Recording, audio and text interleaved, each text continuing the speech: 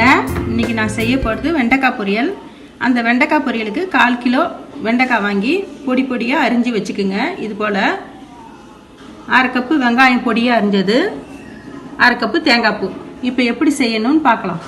ஒரு கடாயில் ஒரு 3-4 ஸ்பூன் எண்ணெய் ஊற்றிக்குவோம். ஏன்னா வெண்டைக்காய் வறுக்கிறதுக்கு எண்ணெய் தான் போடணும், ஒரு சொட்டு தண்ணி கூட விடக்கூடாது.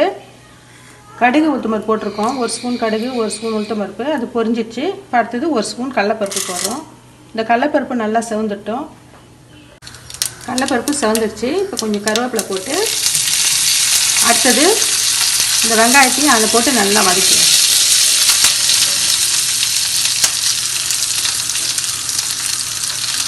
அடுத்ததாக நம்ம வெங்காயம் வதங்கிட்டு இப்போ வெண்டைக்காயை போட்டுக்குவோம்.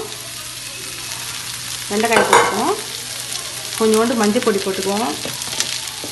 தேவையான அளவுக்கு உப்பு.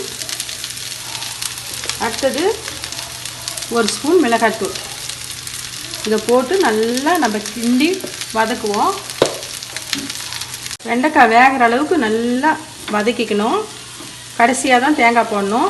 அடி பிடிக்கிற மாதிரி இருந்தால் கொஞ்சம் எண்ணெய் போட்டுக்குங்க. சிம்மில் வச்சு நல்லா கிண்டி வேக வைங்க. இப்போ வெண்டைக்காய் நல்லா வெந்துடுச்சு. இப்போ தேங்காய் பூவை போட்டு நல்லா 1 நிமிஷம் கலந்து இறக்கிட வேண்டியதான். பாருங்கள், வெண்டைக்காய் பொரியல் ரெடி ஆயிடுச்சு. இதை சாதத்தில் போட்டு பிசைஞ்சு குழந்தைங்களுக்கு கொஞ்சம் நெய் போட்டு கொடுத்தீங்கன்னா நல்லது. ஞாபக சக்தி அதிகப்படுத்தும். மலச்சிக்கலுக்கு இது ரொம்ப நல்லது. மீண்டும் சுவையான, சுலபமான, ஆரோக்கியமான சமையலோடு உங்களை நான் சந்திக்கிறேன். நன்றி, வணக்கம். உங்களுக்கு இந்த வீடியோ பிடிச்சிருந்ததுன்னா லைக் பண்ணுங்க, ஷேர் பண்ணுங்க, சப்ஸ்கிரைப் பண்ணுங்க, மறக்காம பக்கத்துல பெல் டச் பண்ணுங்க.